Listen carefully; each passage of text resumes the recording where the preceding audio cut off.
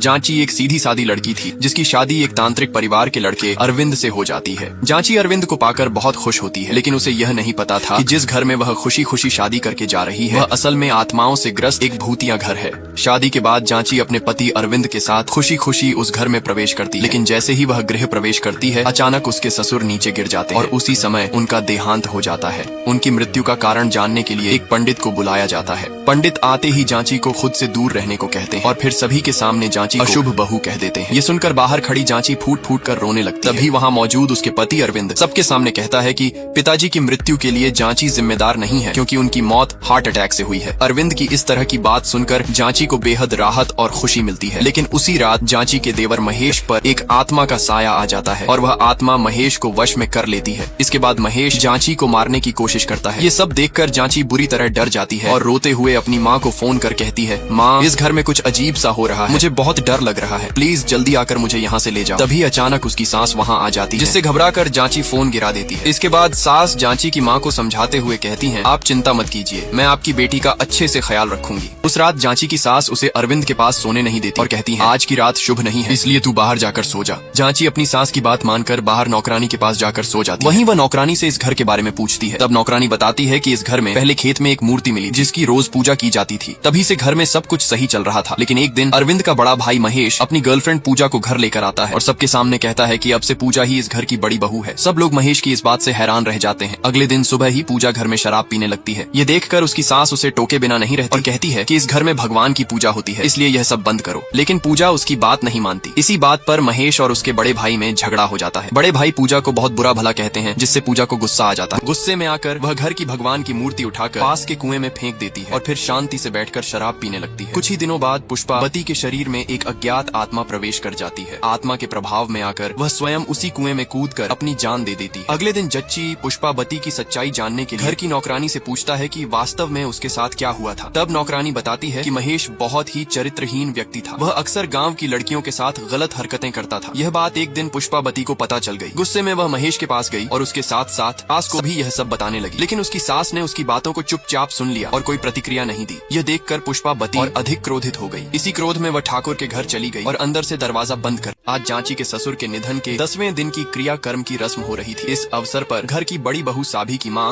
और उसकी दूसरी बेटी साभी की बहन जांची के घर आती हैं। जैसे ही उनकी नजर दुष्यंत के साथ खड़ी जांची पर पड़ती है तो साभी की माँ पूछती है, ये लड़की कौन है? तभी जांची की सास जवाब देती है, यह दुष्यंत की पत्नी है। ये सुनकर पास में खड़ी साभी की बहन रोते हुए वहाँ से भाग जाती है। कुछ देर बाद साभी की माँ और उसकी बहन जांची के पास आती हैं और उसे पूरी सच्चाई बताती हैं। वे कहती हैं, तुम्हारे पति के बड़े भाई शिव स्वामी के साथ मेरी बेटी साभी की शादी हुई और यह मेरी छोटी बेटी पद्मिनी दुष्यंत के साथ विवाह के लिए तय की गई थी, लेकिन तभी अचानक पुष्पावती की मृत्यु हो गई, इसलिए शादी कुछ समय के लिए रोक दी गई थी। ये सब सुनकर जांची पद्मिनी से माफी मांगती है। इस पर पद्मिनी कहती है, अगर मेरी बहन साभी आज जिंदा होती तो अब तक मेरी शादी हो चुकी होती। तब जांची पद्मिनी से पूछता है, आपकी बहन साभी की मृत्यु कैसे हुई थी? इस पर साभी की माँ जवाब देती है, उसने खुद को आग लगाकर जान दे दी थी। ये सुनकर जांची और अधिक जानना चाहता है और साभी की माँ से पूछता है कि साभी ने खुद को आग क्यों लगाई। इस पर वे बताती हैं, जिस दिन शिव स्वामी और साभी का रिश्ता तय होने वाला था उस दिन सब लोग साथ बैठकर शांतिपूर्वक खाना खा रहे थे। तभी साभी ने सबको कहा कि भोजन से पहले भगवान के पास दीपक जलाना चाहिए, फिर सब मिलकर भोजन करें। लेकिन उस दिन किसी ने उसकी बात नहीं मानी, इसलिए साभी स्वयं मंदिर गई और दीपक जलाकर लौटी।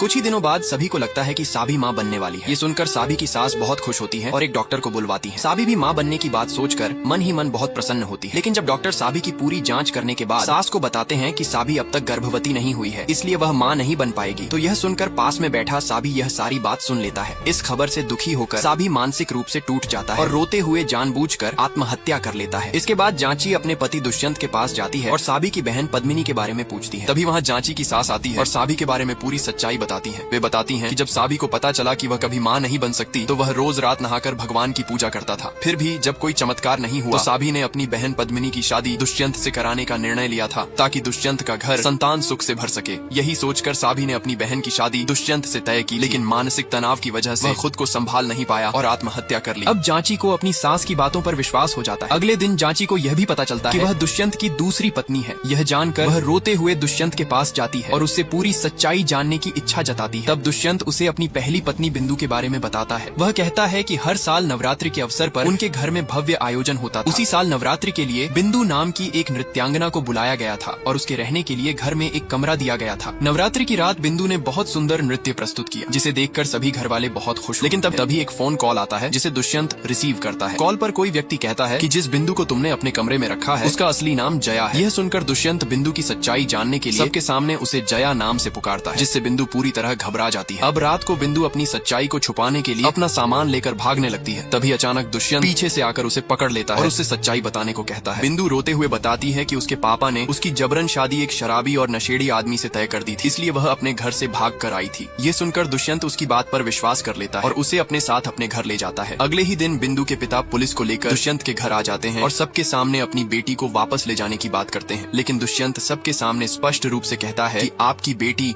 अपनी मर्जी से यहाँ आई है, इसीलिए आप इसे यहाँ से जबरदस्ती नहीं ले जा सकते। उस दिन के बाद से बिंदु दुष्यंत को पसंद करने लगती है और कुछ ही दिनों बाद दुष्यंत बिंदु से शादी कर लेता है। अब दुष्यंत बहुत खुश होकर बिंदु से शादी तो कर लेता है, लेकिन उसे यह नहीं पता होता कि बिंदु को अस्थमा की बीमारी थी। इसलिए सुहागरात के दिन ही बिंदु दुष्यंत को अपने साथ सोने नहीं देती। इस कारण दुष्यंत अकेले नीचे सो जाता है। तभी जांची यह बात सुनकर दुष्यंत से माफी मांगता है और अपने पति से आई लव यू कहकर वहाँ से चला जाता है। तभी घर की नौकरानी मालती जांची से कहती है कि बिंदु भी आपकी तरह बहुत अच्छी लड़की थी, लेकिन उसे अस्थमा था और उसी बीमारी के कारण उसकी मृत्यु हो गई। यह सुनकर जांची को शक होने लगता है। वह सोचता है कि अस्थमा से तो आमतौर पर किसी की मौत नहीं होती। डर के कारण अगली सुबह जांची एक पंडित को घर बुलाता है और भगवान की पूजा कराता है ताकि यह जान सके कि उसकी मृत्यु ससुराल में होगी या नहीं। तभी पूजा के दौरान भगवान के चरणों में एक फूल गिर जाता है, जिससे जांची को विश्वास हो जाता है कि उसकी भी मृत्यु ससुराल में ही होगी। यह सोचकर वह पूरी तरह डर जाता है। अगले दिन वह अपनी माँ को घर बुलाता है और कहता है मुझे जल्द से जल्द यहाँ से ले चलो। लेकिन उसकी माँ उसकी बातों को नहीं मानती और उसकी घबराहट देखकर जांची और दुष्यंत के लिए एक मृत्युंजय योग करवाती है ताकि जांची का मृत्यु का डर दूर हो सके। योग कराने के बाद जांची थोड़ी राहत महसूस करता है और खुशी में अपने देवर महेश को बुलाने उसके कमरे में जाता है। लेकिन जैसे ही वह कमरे में पहुंचता है देखता है कि महेश ने जहर खाकर अपनी जान दे दी है। नेक्स्ट पार्ट के लिए लाइक और कमेंट करें।